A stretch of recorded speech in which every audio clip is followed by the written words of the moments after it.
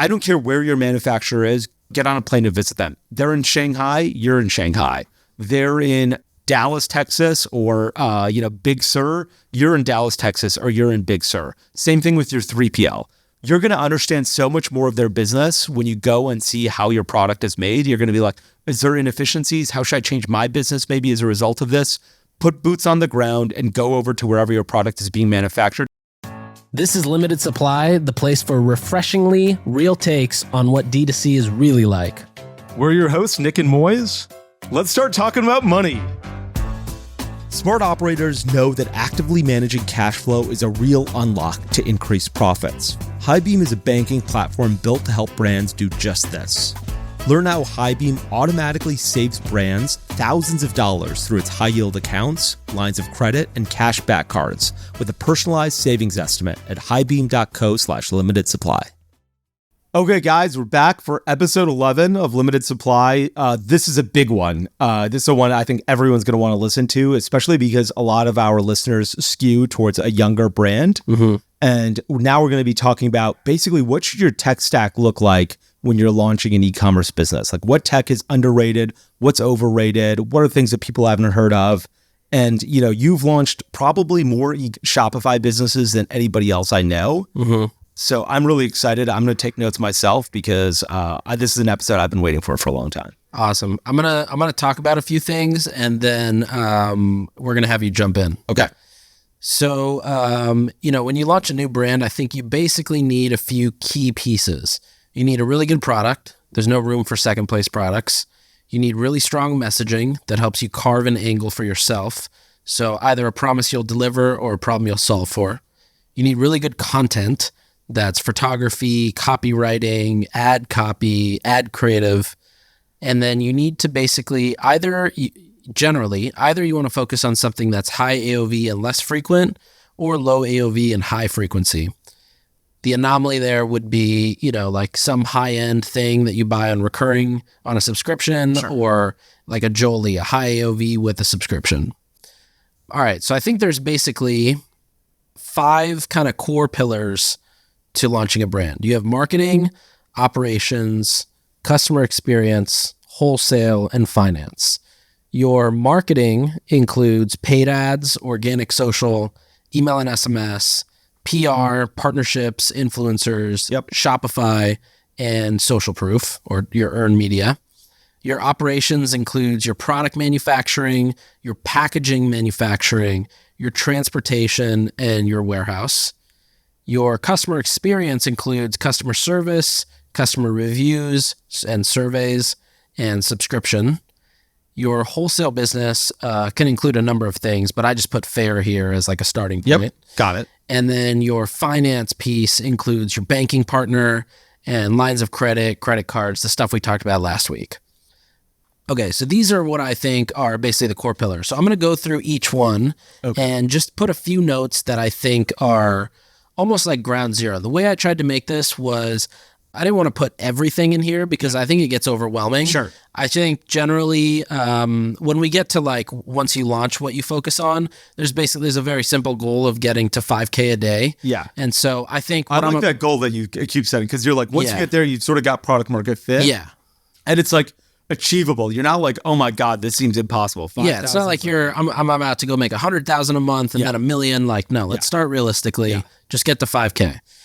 All right. So again, I'm going to read some bullet points and then jump in after this. Are you starting with marketing? Ops? Yeah. Yes. Okay. Marketing. Okay. So first thing, you just need to build a simple site that converts above 2% with paid traffic. So 2% blended. Obviously, if this is just, influencer traffic or traffic from organic social should be much higher, probably 7 to 10%. But with paid and a bunch of just new people hitting the site, should be at least 2%. On the site, you want to focus on educating new customers. So your entire site should be pitching somebody who has never heard about you and could not care less about you. Think about you're an immigrant kid. Yeah. You're pitching this to your grandparents who fled their country and moved somewhere else for a better life for you. And you're now selling, cream. Yeah. All right. So you gotta focus on education. Yeah. Really help people understand what you're doing. That comes with landing pages. That comes with storytelling. I think generally for new customers, you always want to focus on bundles, things that are high AOV. And you also want to have a bunch of like first-person video content. I found that to be the best. There's a brand. Have you heard of this brand called Crown Affair? Yeah. I think their best ad is their founder, Diana, just like doing her hair in front of the camera. I mean, that's the one that I see the most, so I imagine that's their best one. All right, after that, you need to have a good presence on social, organic social. It doesn't need to be great, and it doesn't need to be out of this world social content. Obviously, that helps, but you need to have at least a good presence on organic social. So you need your social channels updated. They should have good content, things that are relevant to the brand, stories, highlights, etc. So if I'm launching, what does that mean? Do I need to get 12 Instagram photos up there before I really launch? For sure. Okay. Yeah, because the thing that I always think about is when somebody sees the ad, right, and they click the profile, they move over. You want to have stories on the account. You want to have highlights. Ideally, one of the first highlights is customer reviews or something that is just a collection of reposts, story reposts from other people talking about your product. FAQs is a good one, ingredients, things like that. All the things that are like top of mind questions. Sure. You need to have your email flows built out. So I listed out some of the basic ones to have at launch. First one's post-purchase flow, including your receipt. So you have a nice receipt that goes out and then, 5 or 6 emails that sort of talk about the brand, the products, etc. A welcome flow for your site visitors, which is probably very similar to the post-purchase flow, but more focused on acquisition and getting people to buy. Yeah. I think that there I'd say it's pretty different because like the second one is like, okay, you've got it. Here's when you're going to get it. Here's how to use it. Yeah. Here are things that you should really love about it. So like, oh, you've been using it for a while. What do you think of it? While a new non-customer flow is going to be like, here's why everyone's buying it. Here's customer review. Like, you don't need to send a review to a guy who just bought it. He bought it. He's going to like have his own review. Yeah, that's a good point. Yeah. I was more thinking of like brand story. Yeah. Oh, yeah. Okay. But fully agreed. Yes. The welcome flow should actually be more acquisition focused. Yes. Yeah. You want an abandoned site flow, abandoned checkout flow, back in stock email template. So you have something that's ready to go whenever you're ready to use it. You sell out of a product, you come back in stock. Review request email. You can use the standard like Okendo email, but it's better to just stylize it and personalize it. It could even just be like for long weekend, I think I just went in and updated the copy. So it just sounds a little bit more on brand. You throw the logo in there, etc. A subscription reminder, because legally you have to have a reminder that somebody's about to purchase. Yeah, I think you do. Oh, but some of the things that you've mentioned before is, you don't say like, hey, your subscription's about to go, click this giant fucking button to cancel it or to hold your subscription. You just need to simply, remove all that. Just tell people it's coming and get them excited as to like why they purchased in the first place. You need a product or category upsell email. And then a win-back flow. So people who've either churned from subscription or maybe, they haven't purchased in. Yeah, exactly. Okay, so those are the emails I think you need. I think in addition to that, you should seed product to creators for content. There was a founder named Leah Yu who started Crave Beauty, and she's a huge YouTuber herself. And one thing she said that I thought was really smart was if you're selling like poop spray, poopery, don't go for people who just have like nice homes or big followings.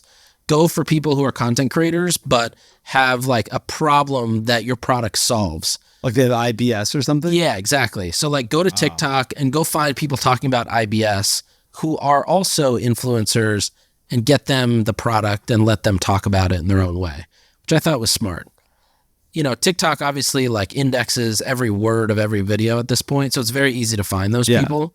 You can also just find creators who just specialize in creating content for brands. Like these people are basically hired quote unquote influencers. Like they take influencer like content, but really what they're just better at is just taking content that resonates in the social feed and like feels organic. Like if you go to the Long Weekend site, a lot of that photography is taken by these hired guns who they take photos that just look great. And obviously you have to source it down. Like we went and found a photographer who loves the beach and the ocean. We found like a content creator who loves to travel. And so you need to still align that stuff. But there are a lot of people who are just like, you know what? Forget all this fake shit. pay me money and I'll make you the best influencer looking content. And sometimes those are worth it. Sure. Wow. Last two things. One is you want to find bloggers and editors, draft a pitch, email it to them, and don't forget to follow up. And, you can't just email them and say, hey, I'm launching this product and you should write about it. You got to basically create the outline for their whole story, put it in an email and send it. You have to make their job as easy as possible. And what does that do? That gives you social proof. So if you send 300 emails and, 20 people respond and say they're down for this, and 10 people end up writing or 5 people end up writing, those 5 articles, they're probably not going to drive a ton of purchases when the articles go up, but the way you can weaponize that, either with other partnership opportunities, retail selling opportunities, on your website, on your landing pages, in your ads, will make you, a lot more back. You're saying, And do you think, I think the other thing you should send to those reporters, aside from that outline, is just a bunch of photos so that they don't have to contact you, so they're like, okay, got it. Exactly. Last thing here is, I think the Shopify site. So you don't need to build an insanely fancy and super custom site. In fact, in most cases, working with a big agency to build a custom site, if you're not well capitalized, is a huge mistake, because you have tons of things that come up down the road that you just can't fix easily if you're on a fully custom theme. Now, if you work with an agency to do that, you want to make sure that the theme is very editable and templatized and easy to edit and make changes. But there's a ton of cases of people who come to Sharma Brands and they're like, well, we can't even add like an additional buy button on our product page because it's impossible to put in, or we can't easily change the text on our homepage and swap the banner because the way it was coded, it's like it's connected to something else and blah, blah, blah. The same thing happens with a lot of headless sites. I think a lot of the companies we see come to us who are headless are like, this is the biggest mistake we've ever made. Really? And they want to go right back to non-headless. But then a couple underrated apps, I think. So one is called Amped for email pop-ups. Have you ever heard of Amped? No. I think it's amp.io. I'm not involved in any way. I just met the guy actually recently. And he used to run an agency where all they did was email pop-ups for companies like Uggs and just like massive companies. And, the difference of a good email pop-up for a company that's doing, $500 million in revenue is a ton of money. He ended up taking all his best learnings and best practices and turned it into a software called Amped. And, I loved it as soon as I saw it, because it's basically like they help you make the best email pop-ups. Is it full service, or is it like self-serve, like you build the pop-up? It's quote unquote self-serve, but like if you were to message them and say, help me with my pop-up, like they have a whole design team. Like they did that for us. And you think it's better than like Klaviyo pop-ups? For sure. I've spent a decent amount of time in Klaviyo pop-ups. They're not easy to build and they don't work as easily, and the UI of the actual pop-up builder is not that great. I started playing around with this. I messaged them through the support thing, like, can you help me build one out? They built me 4 variations, and now I can just use those as templates. And the greatest thing is the entire editor is basically like Figma. So it's like the same way you design in Figma or Webflow, it's the exact same editor here. And it goes live in one click, which is awesome. Yeah, that is nice. But nobody talks about this company. Are they new or they're not new? I have no idea. Okay. I think they have a decent amount of customers, so I don't think they're new, but maybe just not that well marketed. Gotcha. Another one that I recently discovered from Ryan, the Jolie founder, is Nostra, which does site speed. So they basically cache your site and it loads instantaneously. I think the Jolie guy said his conversion rate jumped up like 20% as a result of just installing this, which is great. Another one is for user identification. So with all the user identification challenges, Black Crow has a smart ID product, which just passes data back to Shopify and Klaviyo. Facebook and Klaviyo. So where do you need to be to use Black Crow? Like, is it starting out? I think you can use it when you start out. Okay. It's all usage-based pricing. Elevar is another company that does this same thing. In fact, they might actually do it across more channels, but yeah, I think it makes sense to use it from the get-go. Like, if you're spending money on ads, you might as well have the right data coming back into the platforms. Yeah. And then the last one I put here is a distant cousin, a stepbrother maybe, to one of your favorite companies, Narvar. Yeah.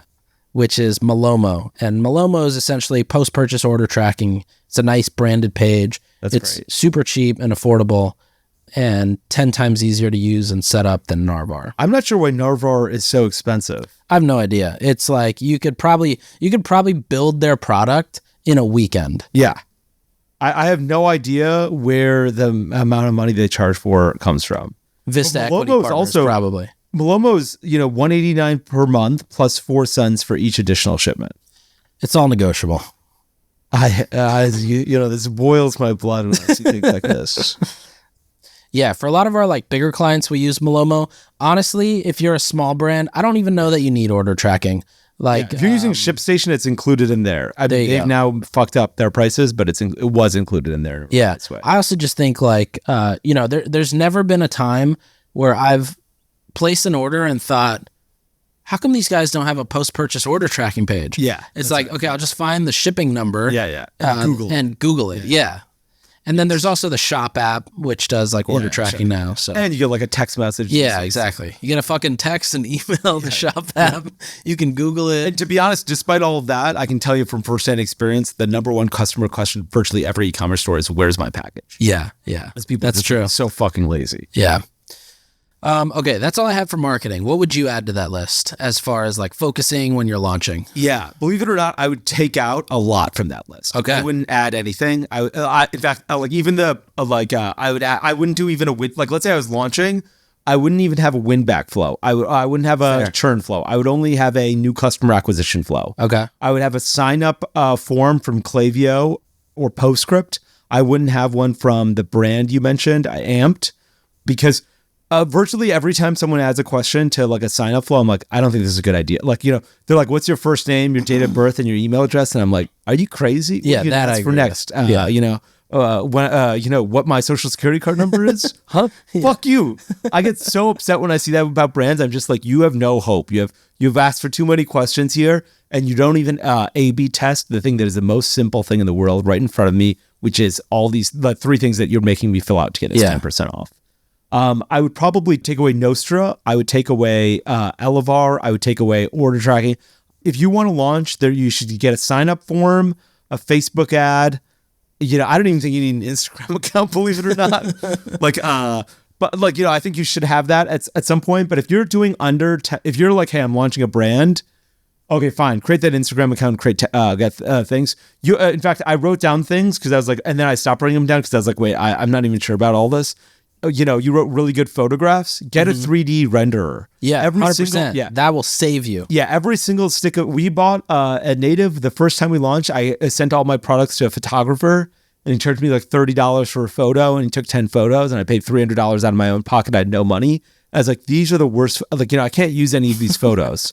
And I found this 3D renderer, and he's like, hey, it's $20 for basically anything I can make you sitting in the Oval Office at the White House if you'd like. Yeah. It'll be $20 for that photo. And you don't even need to show me what the Oval Office of the White House is. I'll render it. Yeah. And then the president will change it to be look like that. It's so good. And so I was like, this is so much cheaper than photographs. Yeah, fully agreed. I think that even really good product, I don't think you need. I think you just need to try and sell and see if you Native. We didn't have a really great product when we launched. Yeah. We made it a really great product. And so I think what you need is you need to see if there's demand. Like, let's say I'm talking, and I don't mean to disagree with you in all these ways. Yeah. I honestly think that you're talking about, look, you're at $100,000 in revenue, somewhere around there. This is how you need to start optimizing your site, $100,000 a month. If you have $0 in revenue, okay, create the 6-pack or 9-pack or whatever it is on Instagram. See if you can get one YouTube video. That'd be great. You've got a website, have some of your friends buy and leave reviews. And, you're supposed to put a disclosure on that, leave reviews like, friend bought or whatever it is. Yeah. Okay, put that.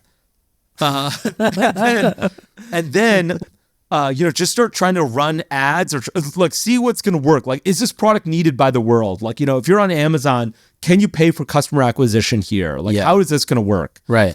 So I agree with a lot of what you said, except just at a little bit later in the stage. That's fair. Maybe $30,000 a month, $40,000 a month. Okay, now I need a win-back flow. Yeah. You're launching, it depends on how frequently people are buying your product as well. If people are buying your product every week, you're selling protein bars, probably need to churn flow really quickly. Yeah. Like Create, the gummy for creatine. Right. I think it's like a 30 or 90 day supply or something like that. He needs a win back flow pretty quickly. Right. To try and, like a deodorant, I was like, you're not going to buy this for 4 months. I don't need to worry about a win back flow for 4 months. Yeah. So I think, yes, you're right about all of the things you mentioned. I would just push it a little bit longer. If you're starting Shopify, the theme that's flexible, some Facebook ads, a 3D renderer, and some stuff on Instagram and some stuff on YouTube that offer legitimacy and some reviews. Yeah, agreed. And I wouldn't get Elevar, I wouldn't get Nostra, I wouldn't get Amped. I would try and keep it super light. So like all those, like, I think one of the concerns that I have is if you're working with Amped or if you're working with like Elevar, or like, Narvar. If Narvar was free, I'd be like, okay, you're going to spend time being like, how do I make this page look really nice? That's true. Yeah. Don't do that. Attention gets divided. Yeah, exactly. Your attention needs to be on new customer acquisition. Yeah. Very fair. Nick, I love the High Beam credit card. It offers 1.5% cash back, which is pretty good. But more importantly than that, it's got limits up to $1 million and it gives you up to 45-day payment terms. It's so important, especially going into Q4 when everyone's thinking about maximizing inventory. They've got to worry about paying for Facebook ads for the next month when CPMs are going to go up. And they certainly don't want on Black Friday for their Amex credit card to hit its limit so that they can't spend any more money. Yeah, the absolute worst thing I remember from 3 years ago, was trying to juggle credit cards on Black Friday because you hit your limits on the other cards. And luckily with High Beam, you've got 45-day payment terms, $1 million limits, and you get cash back on every dollar you spend. So go to highbeam.co/limited supply to learn more. Okay, let's move on to, is it operations is the next thing? Operations, okay, yeah. Let's try. This is where I have, I would say, the least amount of experience, so I'm counting on you. Okay, sure. So first is you got to formulate or design your product with your shipping cost in mind. I think a lot of people forget about shipping cost and packaging size until the very end when it's actually time to like pay for that. And when I say pay for that, I mean pay the shipping cost to ship from one place to somebody's door. And, every dollar you basically lose in shipping cost is like, it's a hit to your pocket or a hit to the ability to acquire customers. For sure. Next one I have is, get tight with your manufacturer and also the companies behind it. So for example, if you're producing a cream, you don't want to just be tight with your manufacturer, but where is the fragrance coming for that cream? Get tight with those people too, because you might be able to get some better economics that way. And then the last one that I have here is, don't choose a 3PL based on Twitter ads or LinkedIn ads or any Google search SEO. Choose a 3PL based on like what people in your circle or your group chats are saying, not off of who's got nice site design or fancy copywriting or whatever. Yeah. Who's been advertising a lot that I've been seeing is Ship Hero on TikTok. I see their ads all the time. Oh, really? Interesting. I didn't realize that people were doing that. Okay, those are all really good advice. I would say a few things. One is transportation costs, from your 3PL to the customer's door, you really got to understand weights and box dimensions. If you can get, one of the things that we had was when we had 3 deodorants in a box, initially the box was like 16.1 ounces. Yep. And that made us, we were basically spending 150% of what we needed to spend when it came to shipping costs. We could have been spending dollars less per package if we had just gotten from 16.1 to 15.9. And we spent a bunch of time trimming the box size down and making things lighter so that we could get it to 15.9. So I think you really got to understand weights. I remember tweeting a long time ago, there's those gram scales. I was like, if you don't have this on your desk, you're not in e-commerce. Yeah. You need this to be an e-commerce founder because you have to weigh your packages. Yeah. The other thing that I would say is during COVID, we saw container rates go up a ton and now container rates are back down. There's nothing that you can do to plan for those things other than just be expecting a little bit of a roller coaster. Things can change a lot. Now there's peak surcharges during with that UPS and FedEx will charge during Q4. You've got to be prepared to factor those things in. Yeah. I think we talked about this on a few episodes ago, which is when you're selecting a 3PL, I would go with friends and recommendations. I would also try and go with somebody who's not VC backed or private equity owned. Yeah. And then the final thing I'd say is, which I loved that you said, is get tight with your manufacturer. I don't care where your manufacturer is, get on a plane to visit them. They're in Shanghai, you're in Shanghai. They're in Dallas, Texas, or Big Sur, you're in Dallas, Texas, or you're in Big Sur. Same thing with your 3PL. you're going to understand so much more of their business when you go and see how your product is made. You're going to be like, is there inefficiencies? How should I change my business maybe as a result of this? Put boots on the ground and go over to wherever your product is being manufactured. If it's a deodorant, go to your deodorant manufacturer. If it's a washer and dryer, go over to your washer and dryer manufacturer. And same thing with your 3PL, because you're going to be like, this is why, like, maybe we shouldn't keep these two scents that are virtually the same color right next to each other. Right. Or maybe we should keep travel sizes closer so you can pack stuff faster. Like, go over there and put boots in the ground. Like, go and visit them, because you're going to understand their operation and form a much deeper relationship one-on-one. If you're really early on, I'd say go over there every 6 months, maybe every quarter, maybe every year, depending on how late you are in the relationship and how many things change. If things are changing, you should go once a quarter. If things are steady the whole time, go once a year. Like, I met Amy at Fulfillment Works. I went out to that facility. I went out to the other manufacturer 5 times. I'd go up there all the time. I'd go see our deodorant manufacturer probably once a quarter, once every 6 months. Like, I had the same hotel that I'd go to, and the people at the hotel knew me because I was there that often. Wow. Like, it's important to understand how they're making stuff and build that personal relationship, because when there's a problem, that personal relationship is what's going to sure. count. And you want to be able to text them and be like, hey, I've got a problem. Not, I called some guy and he's like, okay, well, we'll get to it. Maybe we'll you need a ticket. personal relationship. Yeah. What monthly order volume do you think somebody should start those trips at? Is it at 500 orders a month, 1,000 orders a month, 5,000 orders a month? Definitely way earlier than 5,000 orders a month. I think it's once you realize you're not going to quit the business. Okay. Like, if you're like, look, I'm testing this product and I've ordered 500 of them and I'm not sure if I'm going to keep doing this. And then, like, you're selling them and you're selling 5 a day and you're like, I might quit. You don't need to do it. But if you're like, okay, I ordered 500 and I sold 500 this week and I'm going to order another 500 next week, or even another 200 next week, and I'm in it, you got to go out there. Yeah. Like, there's I don't know why I just thought of this brand. There's a brand called Fulton that makes like insoles. Oh, yeah. I don't know how they make those insoles. I think they're like, I don't know how they make them, but I know they're made out of cork. I would go out there. Like, they're in it. They've been in it for a year. If you've been working on the same business for a year, you got to go out there and see. Yeah, that's true. Another question I had is, at what point do you go to the same 2 people, your warehouse, your manufacturers, and you say, I want better payment terms? Good question. I think you can ask better payment terms or a price discount. And I think, I always ask for a price discount. I think the answer is, once you have an order, a change of like, not maybe necessarily a change of magnitude, but like a step change when it comes to your sales. So if you negotiated prices when you were selling 10,000 units a month and you're at 13,000 units a month, I don't think you can do it. Like, that's not fair. Yeah. But if you're at 20,000 units a month, you might be able to. If you're at 30,000, you definitely can. If you're 50,000, you've waited too long, or you should ask for a big discount. The way I think about it is, they're going to get price savings as a result of ordering in bulk. Yeah. And that's great. And, that's what they should do. And you should get to share. You shouldn't get all of the price savings. Their costs went from $2 to $1.70, and they were charging you $3. I don't think you should go down to $2.70. Maybe they get to keep a third of those price savings and you get to keep 2/3, or you split it 50-50.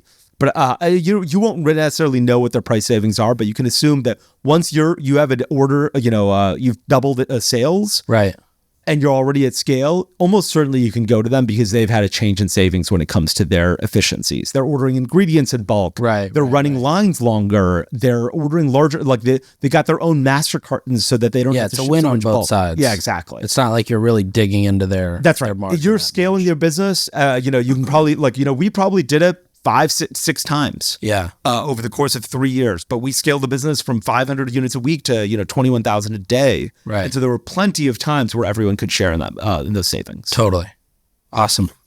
The next bucket I have here is customer experience. Yes. Do you consider unboxing here, or do you consider it marketing? Just out of curiosity. I know it's a technical question, but probably here. Okay. Customer experience. What about you? I think of customer service as within ops, so I think about it a little bit differently. Yeah. I think of it probably in the marketing side. I generally think like it's cost. Yeah. I feel like everything post-purchase gotcha. is customer experience. Okay, got it, So that's a great call. The unboxing experience and like what they feel when they first open.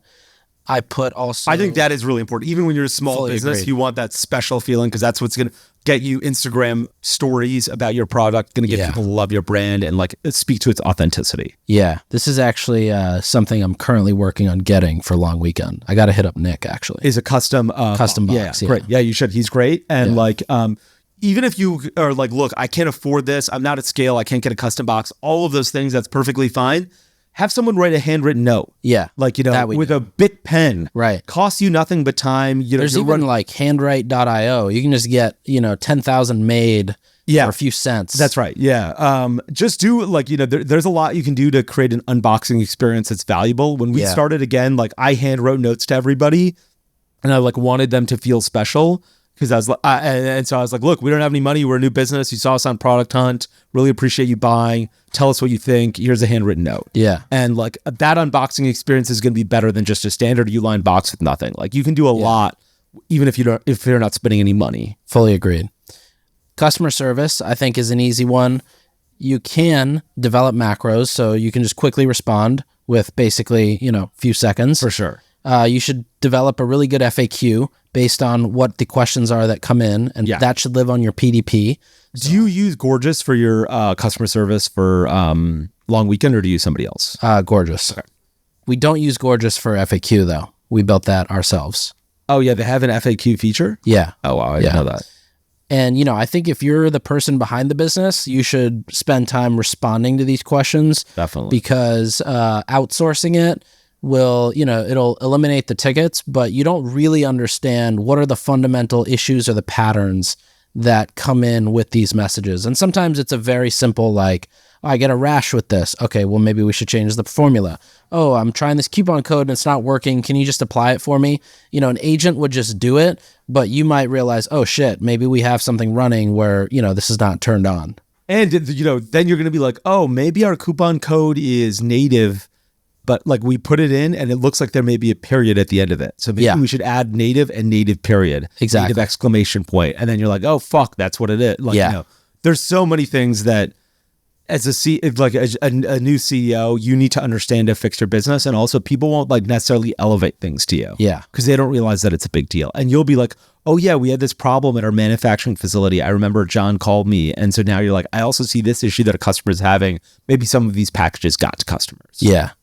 Last thing is post-purchase survey. This is something that people don't do enough of, but it's not tacky or it's not corny to ask customers. There's like generally a 35 to 45% of people are down to do it. Wow, that's a lot. Yeah, of that, 60 to 70% of people complete the survey. And one trick that I always do is towards the beginning, ideally second or third question, ask them their birthday and their shirt size. They feel like they might get something on their birthday. And so that'll incentivize them to finish the survey. That is so funny. Okay, gotcha. You're selling a mattress and you're like, what's your shirt size? And you're like, wow, what's this guy going to send me? And you're like, nothing. Yeah. That is really smart. What is a software that you use to power that poster? Like, this is where I would be like, yes, you should get the software almost right when you launch. Yeah. What is that software? Okendo. Surveys. Gotcha. You can use No Commerce as well. Gotcha. And that's also, they're both very easy to use. Gotcha. So, now people are like, all right, I've launched. Now what the fuck do I do? I don't have any revenue. Actually, before that, is there anything you would add to customer experience? Not really. I'd probably say don't hire a customer service agent until you're getting at least 30, 40 tickets a day. Yeah. You should be doing all of them yourself until then. You probably use Gmail when you're only getting 3 or 4 a day. And once you get to more than that, probably I'd use somebody else. Yeah, nothing else. I would follow up with everybody. And even I guess part of my flow in going back to marketing and talking about win back was emailing people being like, hey, you didn't purchase again. Tell me why you didn't purchase again. And write in this email, like in Gmail, pretend like you're in a Gmail, like, I wrote to you and it looks like I'm from Gmail and I'm like, hey, buy this product. Like, why didn't you buy this product again? And that way you respond to me in a way that's also really personal. And that's awesome. I want to make it so it's not like you fill out a survey, why didn't you buy again? I want you to think that some guy's sitting at home, this is his life's business, this is his life's mission, and you want to respond to him and be like, this isn't why I didn't purchase again. Right. So you create like some sort of brand affinity on that person's part. And as a founder, you understand why that person didn't purchase again. The other thing I would add to customer experience is in your post-purchase email flow or win-back flow, create an email and say, hey, you haven't purchased again. I'm the founder. My name's Moiz. We want you to purchase again. What can I do? What happened? Tell me what it is, so that there's a really personal experience. Yeah. On that note too, one thing you've mentioned before and I started doing is like just email everybody who buys and ask them why they bought. Definitely, or like, yeah. Hey, you bought? I'd love to pick your brain on like why you bought. Yeah. Or what made you choose us for this product? Yeah, we have this great, what is it called when everyone, like you get a bunch of customers that come in and talk to them all? Like a focus group? Yeah, focus group. That's what it's called. Everyone at P&G would know exactly what it is. Of course, yeah, that's probably their bread and butter. So anyway, we had a focus group of a bunch of customers that bought native, and they're like, we pretended like we weren't native employees. Huh. And, I was like, why did you buy this? And people were like, it's the probiotics. The probiotics are so good in this. And I was like, multiple people said that. And I was like, so these people are like convinced that it's probiotics that's working and not all these other ingredients that's working. And so when I thought about marketing, I was always like, okay, I got to think about probiotics because these people really cared about that. That's awesome. And you learned that because you just talked to people. Yeah. Okay. Should we move on to, is finance next? Yeah, I didn't have much for finance, actually. I was going to ask you how to best do that. Yeah, we talked a little bit about on the last week about optimizing credit cards. Like, you talked about a few cards that are really good for delaying payments. And, I think you can ask for terms from everybody that you're working with. Some people will be able to provide it to you. Some people won't. Your contract manufacturer, your 3PL. I've seen people get 3 months from their contract manufacturer. I've seen people get a year, not a year, but like they've gotten 3 or 4 months from their 3PL, which is really hard to get because that person's basically fronting postage most of the time for you. So I think that you can ask for a lot of terms from everybody. Some people will be able to give them to you. Some people won't. From a credit card processing perspective, I like Stripe. I'm an investor in Stripe as well, full disclosure. But Stripe is sort of the one that everybody uses. It's what Shopify default in uses Shopify, anyway. yeah. And then from a credit card perspective, I would probably get the Amex Gold just to try and maximize that, or a cashback card if I didn't want Amex points and wanted cash back. For banking, I know we've talked about a bunch of different banks from like Chase to First Republic to Mercury to the other ones, High Beam they use. Yeah. I think from banking perspective, you can probably use anybody. There's a few banks that are probably more tech savvy that you want, so you get free wires and all that kind of stuff. Logging into First Republic Bank looks like somebody lost the keys to that banking website in 1997. Yeah. Like no one's updated in 30 years. Yeah. But yeah, anything else I can answer about finance, I guess? I guess, yeah. So, all right, let's say somebody's starting a business today. How much would you say they should put into an account as their business account to get the business going? If I were starting a business, the way I would do it is I'd create a fake product that was 3D rendered, a fake brand, and start selling through ads to see if people would purchase it. Like, is there product market? Is there product marketing fit? And so I'd say, what is the cost? Like if I was brand new to starting a business and it was a deodorant business, I'd say it's going to cost me $10,000, the Shopify site, the theme, 3D rendering, maybe some apps, running some Facebook ads to see if I can get this thing to work. And I think of that 10,000, probably 5,000 is the, Facebook ads to work. Mm-hmm. So that's probably, if I was like a little bit more serious, I might be like, okay, I want to order inventory. I want to probably tighten up my brand a little bit. So I need to hire a graphic designer, not just some schmo who's doing it on Photoshop, which is me. That's why I say some schmo. So then I might be like, okay, I'm looking at $25,000 to a $50,000 investment. Yeah. But I think if you're like, hey, I'm spending more than a year launching this brand, it better be a complicated product, or you better be very confident of product market fit. Yeah. Such that you're not like sort of testing it first. Yeah, fully agreed. I think the more you can test up front, the better. Definitely. Okay, should we talk about wholesale? Yeah.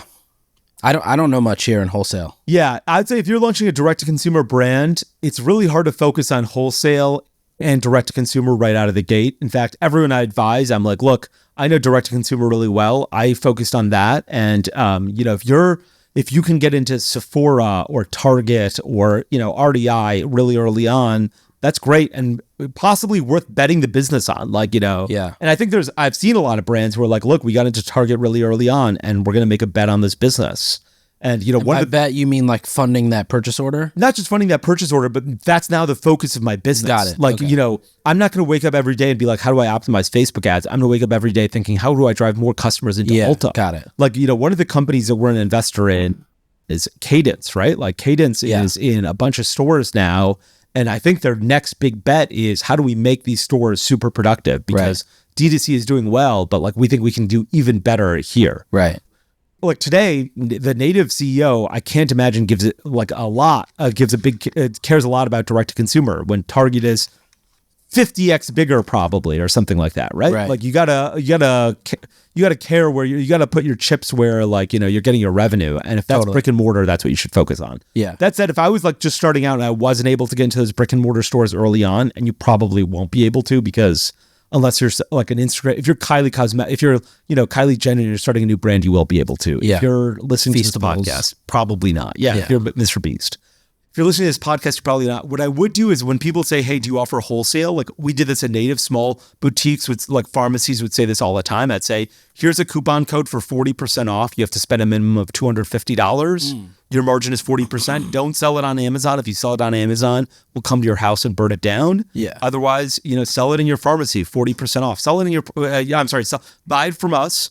At 40% off our retail price, sell it, and you'll make a 40% margin in your pharmacy, your travel store, wherever you are. You can make 40%, free shipping. You know, you don't have to worry about anything, right? And you know, $200 isn't a big order, so like you know, you can afford to buy it, right?